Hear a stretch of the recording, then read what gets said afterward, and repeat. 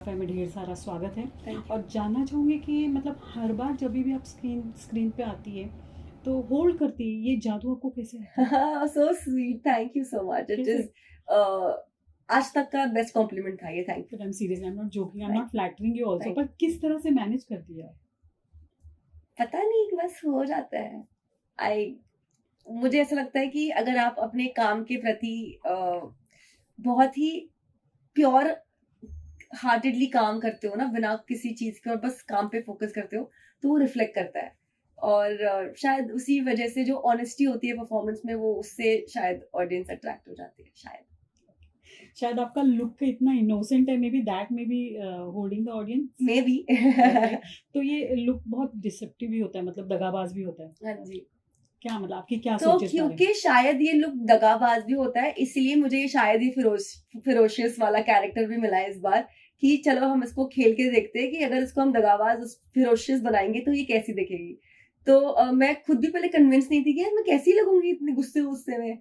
पर जब हमने कुछ रशेस देखे और फिर मैंने देखा, तो फिर मैं अपने आप को देखती रही, मैंने बोला क्या ये मैं हूँ। सो या, it was quite a challenge, but it was nice. But क्या है आपका किरदार, थोड़ा बताएंगे? तो इसमें मैं एक डबल रोल प्ले कर रही हूँ बागिन सीरियल। बागिन सीरियल में। मैं खुद भी बागिन हूँ, पर पहले मैं गौरी हूँ, जो एक गांव की लड़की है, बहुत ही सहमी हुई सी है।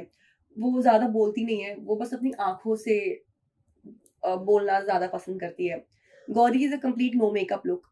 Then she gets married, she wears a sari, again another look. Then she becomes a tigress.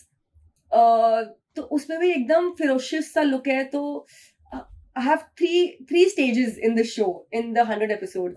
So as an actor मेरे को वो प्ले करने में बड़ा ही मजा आ रहा था ऑन सेट।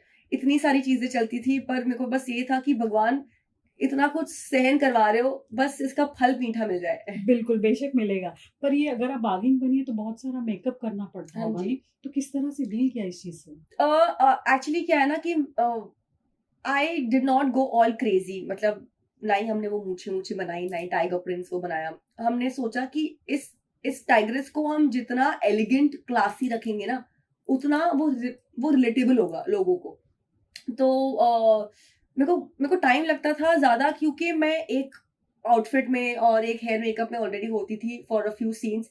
फिर वो सब कुछ निकाल के वापस मेरे को बागिन में कन्वर्ट होने के लिए वो ज्वेलरी और कपड़े और वो सब पहनना पड़ता था। प्लस अगर मेरी शादी हो गई है सीन से पहले, तो मेरे को दुल्हन के कपड़े पहनने पड़ते थे।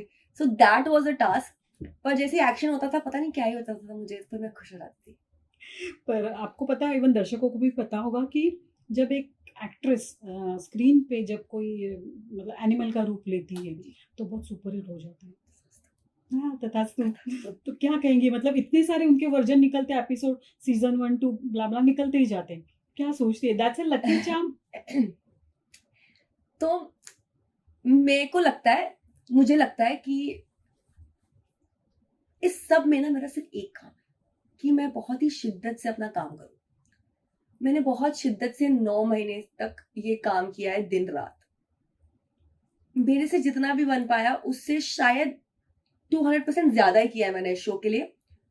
अब मैंने, जैसे शो रिलीज होगा, मैं आप सबके हाथ पे छोड़ दूंगी, और भगवान के हाथ पे छोड़ दूंगी, माता रानी के हाथ पे छोड़ दूंगी। और फिर जो भी ऑडियंस बोलेगी वो सराहना पर।